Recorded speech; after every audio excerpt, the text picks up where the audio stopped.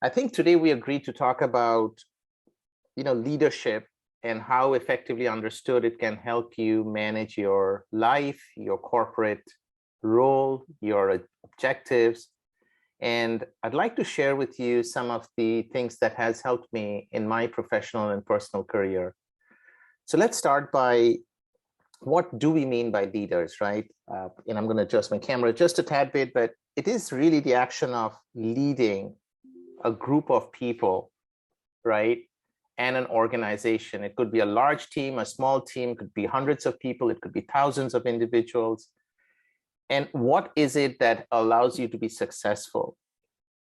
I think one of the basic things that one understands as you go into a corporate world is that whatever your core skills are, those table stakes, those are, you have to have them. So if you're good at writing, if you're a good programmer, if you're a good financial person, those skills are assumed to be really, really good because that's why you were hired to come into an organization. I'm going to focus on some of the what are called softer skills, but the skills that are really helping individuals succeed in organizations, right? And these are the skills around collaboration, around communication, leading people, inspiring people, gaining trust. How do you do those kind of things? Because you might have the best idea, but if that idea is not appreciated, understood by the core group you're working with, or if you're leading a large team, they don't buy into their idea, you cannot inspire them, you cannot motivate them, then that idea cannot be executed. And that idea remains just something that you have, and you're not able to make that happen. So early on in your career, I think it's very important to think through what is it that you wish to make happen? How do you make an impact in an organization? How do you communicate your thoughts? How do you communicate your ideas? How do you lead your teams? Are you a good listener? Listening is a very good skill that is absolutely critical. And one of the books that I was reading recently that I would strongly recommend for everyone to read, it's called The Principles by Ray Dalio. He was the founder of Bridgewater Associates, an extremely successful individual. And one of the things he said was, appreciate the art of thoughtful disagreement. And in teams, you are as a leader, and in an organization as a leader, you will have to bring out the best from your team members, because that's the key to success. You want to surround yourself with very successful individuals. But then the key aspect is, after all the brainstorming has been done, how do you make decision-making actually happen? And that's the part that he talks about very nicely in his book about appreciating the art of thoughtful disagreement. And he was injecting a dose of humor when he said that. I think one of the things that has helped me and has helped many others is also having very strong mentors early on in your career. One of the things that happens is we all get into work, and at least when I did early on in my life, the focus was very simple. I wanted a job, I wanted to pay my bills, eventually I wanted to build a family, but I was very myopic in my thought process. I was not thinking of solving large global complex problems. I also didn't know fully well how to make some of those things happen, and I went at it in my own way.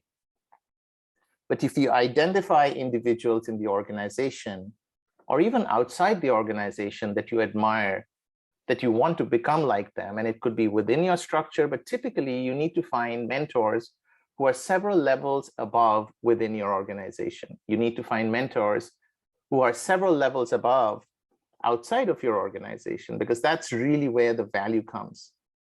Meet with them on a regular basis, establish that network. And one of the things most of us are not good at is nurturing that network. We meet many good, powerful people.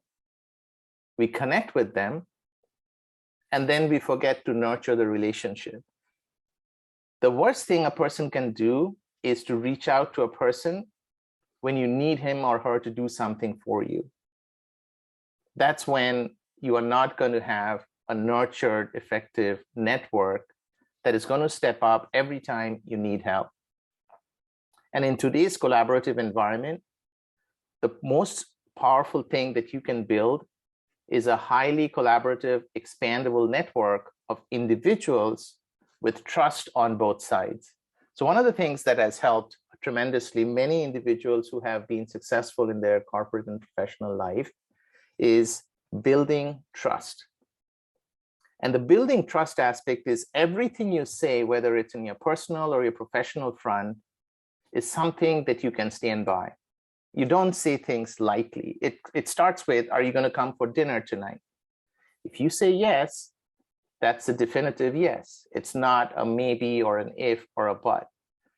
That's where the trust part starts, as within your organization, if you have a strong trust factor, then you're not going to be monitored every second of the way. People know that if they tell you to do something and if you have taken it on, it will get done at the time that you're promised it'll get done by. The other part of trust is being supportive. Trustworthy is beyond delivering on time. It's also about principles. It's about honesty. It's about being transparent. So if I'm quoting something from a book, I need to own up and say that this is where I got that idea. I shouldn't make it my idea. I can make it, I can build on it, but a lot of the ideas that we are talking about today came from someone called Ray Dalio in the book Principles. And I liked those ideas and I built on it, but that's the trust and transparency part of it, right? Too often, even in valedictorian speeches, whether it's at an Ivy League school, people are found that they have taken ideas from someone else and then have not acknowledged that those ideas were not truly theirs. So that's not how we build trust. The other aspect of it is, how do you respect and motivate individuals? And we hear a lot of empathy in today's environment, and it's one of the most difficult things that doesn't come naturally to everyone, especially when you're young. It is okay to be aggressive, but I think it's okay to be aggressive in goal setting, but having high doses of empathy in how you engage with your team, how you engage with others, and showing that you have true respect in how you're conducting yourself. We shouldn't be talking down at individuals. We should be encouraging how they can share with us what their thoughts are. Because the last thing as a leader is, if you are driving the thought process, as I'm doing a monologue right now because I've been asked to speak, but if in a team setting, you establish the guardrails, you establish the objectives, you bring and share with you your vision and what you're really trying to do, but then you open it up to get the ideas from individuals you have hired by going through a long process and bringing in some really smart individuals to your team. The worst thing a leader can do is not allowing those individuals to share their thoughts and their ideas, because that's how we get to more powerful conclusions. So again, revisiting some of the things that I think are critical in terms of success is developing the idea and thought process of how do you collaborate across highly matrixed organization? How do you communicate? How do you lead and manage teams? How do you motivate and inspire others? How do you build trust? How do you improve your listening skills? I think I'll leave these as being absolutely critical for individuals to be strong, powerful leaders. Let's touch on the aspect of mentoring that I touched on before. I cannot overemphasize the need for each and every one of us to have mentors at every point in your life. That shouldn't stop, as learning never stops. So having mentors who are honest and have a vested interest in making you successful is critical in terms of how you approach your life. The other part of life is you will not be successful professionally if you're not successful personally. And too often, we don't put enough thought into our personal life. One of the key aspects of it, and the key reasons, I think, is none of our schools or colleges ever teaches us how to manage relationships, how to manage, whether it's your wife or spouse or partner, whether it's your friends. We don't put enough thought into managing the personal side. It is critical that you have the same degree of trust and honesty that you have been bringing to bear on the professional side. You have and follow the same aspects of it on your personal side. The more reliable and trustworthy, the more love and honesty you have on the personal side, it migrates over to making you a holistic individual and allows you to succeed on the professional side. So to me, both are very well connected. Following through in terms of the discipline of how you engage, working out, eating right, managing stress is very, very important. You will get a lot of stress as you enter your professional life, if you start your business. But there are enough tools that we have in ourselves and outside that allows us to manage stress in a very logical, thoughtful way. And again, it's a learned process. The way I manage stress today is very different than I used to manage stress in my 20s. I didn't have the thought process or the toolkits that allowed me to manage stress then as I do now.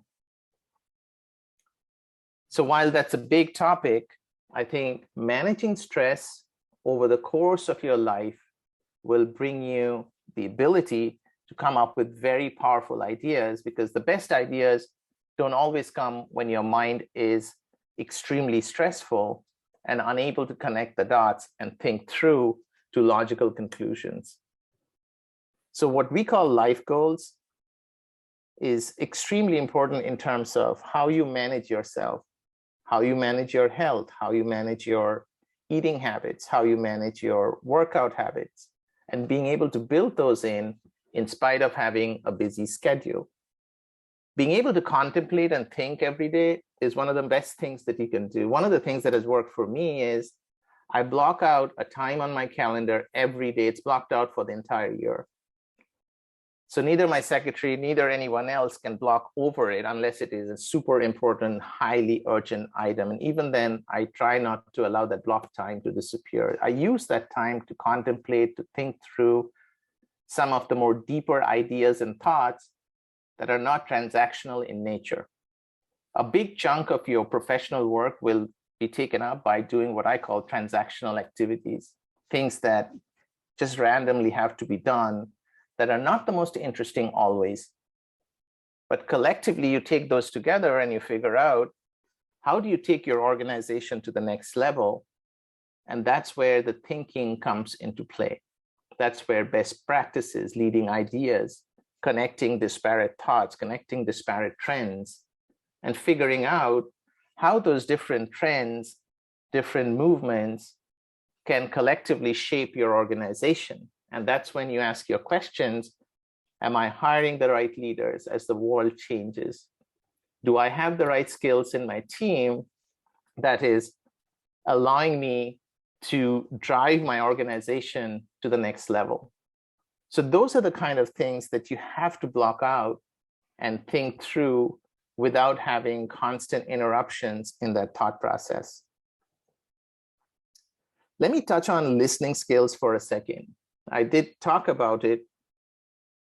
Listening skills is probably one of the best things that you need to focus on, or the most important things that you need to focus on very early on in your life.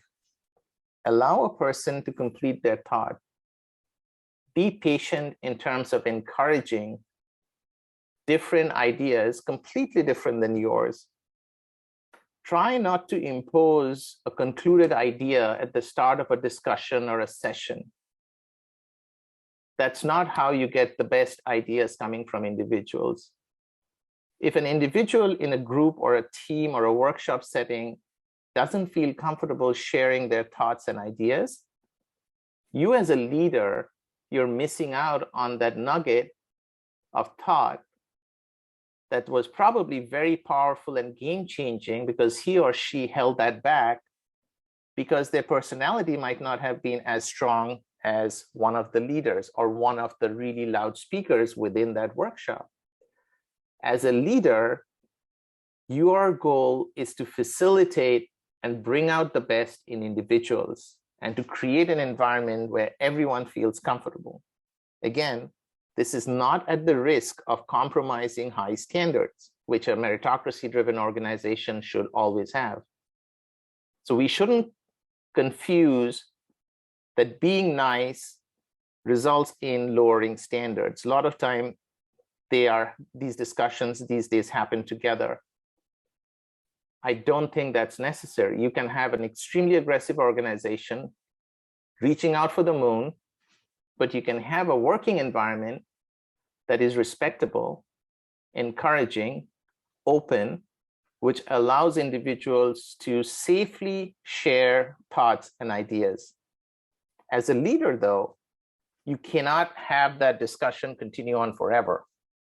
So you have to learn the art of interjecting and bringing your team to a logical conclusion after you've had the debate to happen.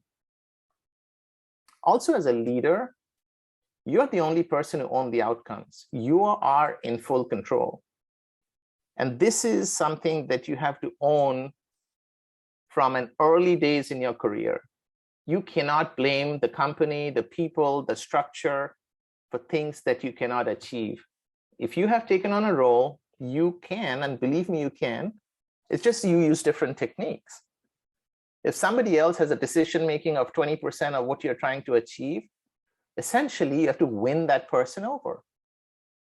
So while that person might not be in your organization structure, might not be reporting to you, if you are able to win that person over, bring them over to your side of the table, then you achieve your outcome. So as a leader, you always own your outcome. If you fail, you don't blame anyone else other than yourself. So owning the outcomes, owning the results is what makes true leaders. So again, when you're thinking through these aspects, think about what comes naturally, what you're naturally good at, and what are the skills that you can build on and acquire. It is also a good thing that has helped many young adults and across again through your life to have a clear list of your strengths and your weaknesses that you build on. And every 6 months, every 12 months, that list should change. What was a weakness 20 years ago need not be a weakness 20 years later. You also need to understand, based on your innate strengths and innate capabilities, are you making the right decisions in terms of your career choices? Whether it's in a business, whether it's as an entrepreneur, and also understand what amount of risk can you take so that you are at a good level playing field every day. You don't come highly stressed to work because what you have taken on is so stressful. I'm drawing a distinction between some stress is good because you're stretching yourself, but too much stress that your individuality cannot handle is not a good thing and is not going to position yourself for success. So understanding yourself and what you're good at and what you can execute is absolutely critical in order for you to be successful. So I cannot overemphasize that this has been so helpful for so many individuals in almost doing like a SWOT analysis, right? We do a strengths, weakness, opportunities, and threats analysis when we talk about corporate strategy. I'm just requesting that as individuals, we do a strengths and weaknesses listing of our own personal selves. And then on the weakness side, we figure out ways of how we convert some of those weaknesses that are going to be important to us in our life that we have chosen to take focus on as becoming strengths. How do we improve our communication skills? How do we improve how we speak to a small team as opposed to a town hall where you have 500, 1,000 individuals. As you grow up and do more things in the corporate chain, you will be asked to speak before larger teams. You have to be very thoughtful. You have to practice. Some of the best speakers, they practice about 20 to 25 times before they get in front of an audience. So it's not the quality that we see. While some are natural orators, those natural orators, when they speak, it's also a function of tremendous amount of investment of time and practice. So again, going back to that meritocracy argument or discussion, goal, these best organizations, if you have to be successful, you have to invest in yourself from your skills, but also how you communicate those skills to your target audience. It could be internal stakeholders, or it could be your external customers or their customers. Selling is another quality that is not just to be done by people who are in sales. The earlier you accept that every day you're selling something, the CEO of an organization that I work for told me that everybody in the organization should be a salesperson. And if you really think about it, that is very true. You're either selling internally to your stakeholders, to your team members, or you're selling your idea externally and you're getting people to buy onto your idea, your vision. Because there's nothing that you can achieve on your own. You need people to buy into your ideas. You need people to get passionately involved in the vision that you're sharing. And you are the best salesperson of your idea because you have thought it through. Hence, it's extremely important, that every one of you invest time and effort to understand that the areas, the ideas that you'll feel passionately about, how do you communicate that to others so they become as passionate and bought in to those ideas and initiatives than you yourself? Some of the largest transformation engagements, they fail because very important experienced stakeholders have not bought into it.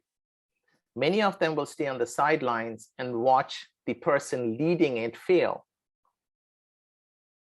How do you get around it is you bring and it's easier said than done, but that's why you have to focus on yourself. So I think we talked about quite a few things. Some of the negative things that I would say is very important is you cannot have pride, you cannot have ego. Pride will cost you everything and leave you with nothing. You can be the smartest person, but if you walk into a room or if your team sees that all you have is pride and not humility, you don't have empathy, you have a huge ego. As we say, check pride and ego at the door before you start coming in and trying to do something important. Just think about it. You don't like individuals. Nobody likes individuals who are unable to listen to others, who are unable to respectfully hear what others have to say.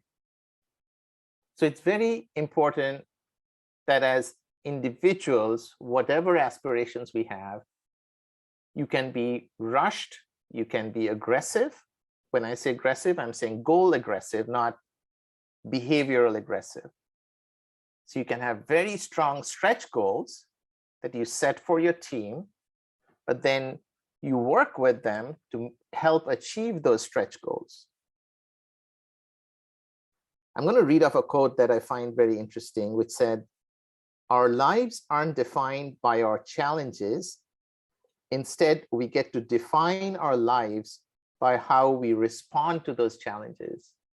Something to think about, right? It was said by a famous politician, I think, and some leader, and who was also an effective leader. So he said, our lives aren't defined by our challenges. Instead, we get to define our lives by how we respond to those challenges. And that's so very true in everything we choose to do, right? So I'm trying to summarize here in terms of, we talked about certain things as to some of the skills that are required. in order to be an effective leader. But it's also critical that you have to balance professional and personal together. Otherwise, you won't be a happy self 20, 30 years later. You have to balance it out. You have to give back to society. You have to help others who are less fortunate.